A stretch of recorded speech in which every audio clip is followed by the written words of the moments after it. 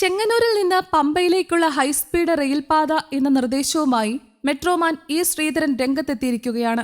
വെറും 45 മിനിറ്റിനുള്ളിൽ ചെങ്ങന്നൂരിൽ നിന്ന് പമ്പയിൽ എത്തിച്ചേരാൻ കഴിയുന്ന ഈ അതിവേഗ റെയിൽ പദ്ധതിയാണ് അദ്ദേഹം കേന്ദ്ര റെയിൽവേ മന്ത്രിയുടെ മുൻപാകെ അവതരിപ്പിച്ചിരിക്കുന്നത്. നിലവിൽ അങ്കമാലിയിൽ നിന്നുള്ള ശബരി പാതയ്ക്കാണ് സംസ്ഥാന സർക്കാർ കൂടുതൽ പരിഗണന നൽകുന്നത്. എന്നാൽ വിവിധ സാങ്കേതികവും പ്രായോഗികവുമായ കാരണങ്ങൾ ചൂണ്ടിക്കാട്ടി ചെങ്ങന്നൂർ പമ്പ പാതയാണ് ഏറ്റവും അനുയോജ്യമെന്നും പ്രയോജനകരമെന്നും ഇ ശ്രീധരൻ അഭിപ്രായപ്പെടുന്നു.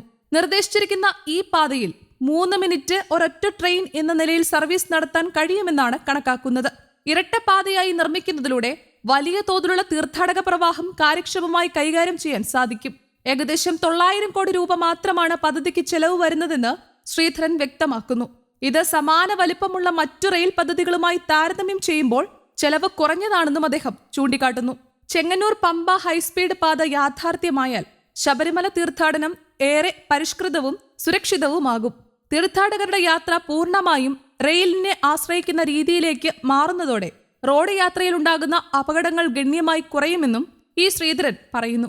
റെയിൽവേക്ക് ഈ പദ്ധതി നടപ്പിലാക്കാൻ പൂർണ്ണ സന്നദ്ധതയുണ്ടെന്നും സംസ്ഥാന സർക്കാർ സഹകരിച്ചാൽ ഉടൻ തന്നെ നടപടികൾ ആരംഭിക്കാമെന്നും അദ്ദേഹം അറിയിച്ചു.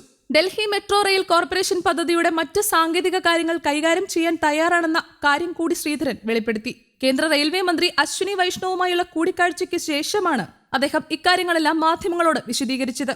ഏകദേശം 60-70 കിലോമീറ്റർ ദൈർഘ്യമുള്ള പാതയാണ് ഈ പദ്ധതിയിൽ വിഭാവനം ചെയ്യുന്നത്. ഇതുവഴി ചെങ്ങന്നൂരിൽ നിന്ന് പമ്പയിലേക്ക് വെറും 45 മിനിറ്റിനുള്ളിൽ യാത്ര പൂർത്തിയാക്കാൻ സാധിക്കും.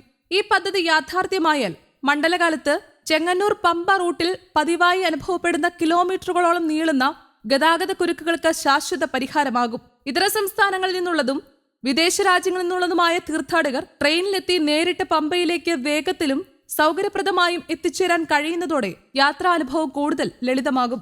റോഡുകളിലെ വാഹനങ്ങളുടെ എണ്ണം കുറയുന്നതോടെ വനമേഖലയിൽ ഉണ്ടാകുന്ന വായുമലിനീകരണവും ശബ്ദമലിനീകരണവും വലിയ തോതിൽ കുറയ്ക്കാൻ സാധിക്കും. ഇത് പരിസ്ഥിതി സംരക്ഷണത്തിന്റെ ഭാഗമായും കണക്കാക്കപ്പെടുന്നു. തീർത്ഥാടന കാലയളവിന് പുറമെ പത്തനംതിട്ട ജില്ലയിലെ വിനോദസഞ്ചാര മേഖലയ്ക്കും ഈ റെയിൽപാത വലിയൊരു ഉത്തേജനമായി മാറും. അതേസമയം ഈ മഹത്തായ പദ്ധതിക്ക് മുന്നിൽ ചില വെല്ലുവിളികളും നിലനിൽക്കുന്നുണ്ട്. വനഭൂമി ഏറ്റെടുക്കുന്നതുമായി ബന്ധപ്പെട്ട സാങ്കേതിക തടസ്സങ്ങളും വന്യജീവി സംരക്ഷണ നിയമങ്ങളും പ്രധാന വെല്ലുവിളികളായി ഉയരുന്നു. എന്നിരുന്നാലും പരിസ്ഥിതി ആഘാതം ഏറ്റവും കുറഞ്ഞ നിർമ്മാണ രീതികൾ സ്വീകരിച്ചാൽ ഈ തടസ്സങ്ങൾ മറികടക്കാൻ സാധിക്കുമെന്നാണ് വിദഗ്ധർ അഭിപ്രായപ്പെടുന്നത്. സംസ്ഥാന സർക്കാരും കേന്ദ്ര റെയിൽവേ മന്ത്രാലയവും കൈകോർത്ത് പ്രവർത്തിച്ചാൽ ഈ പദ്ധതി യാഥാർത്ഥ്യമാക്കാൻ കഴിയുമെന്നും അങ്ങനെ സംഭവിച്ചാൽ ശബരിമല തീർത്ഥാടന ചരിത്രത്തിലെ ഏറ്റവും വലിയ നാഴികക്കല്ലായി ഇത് മാറുമെന്നും വിലയിരുത്തപ്പെടുന്നു. ആധുനിക ലോകത്ത് ഗതാഗത സംവിധാനം ഒരു രാജ്യത്തിന്റെ സാമ്പത്തിക വളർച്ചയുടെയും സാമൂഹിക പുരോഗതിയുടെയും അടിത്തറയാണ്.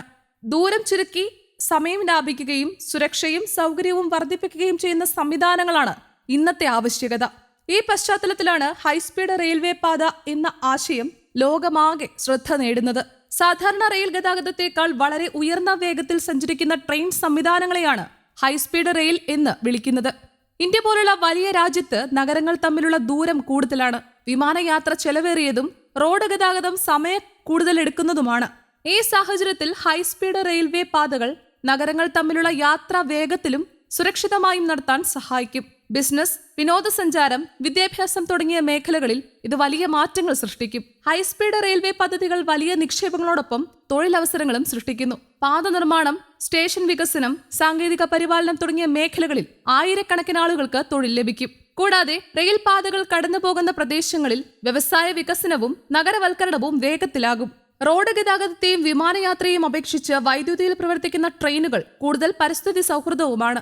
ഇത് കാലാവസ്ഥാ മാറ്റത്തിനെതിരായ പോരാട്ടത്തിൽ ഒരു ശക്തമായ ആയുധമായി മാറും. ഹൈസ്പീഡ് റെയിൽ പാതകൾ വെറും ഗതാഗത സംവിധാനം മാത്രമല്ല, അവ വികസനത്തിന്റെ ചക്രവാളമാണ്.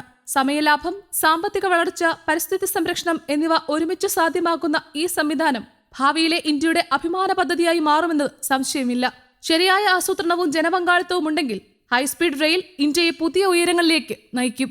News desk Kerala Kaumudi.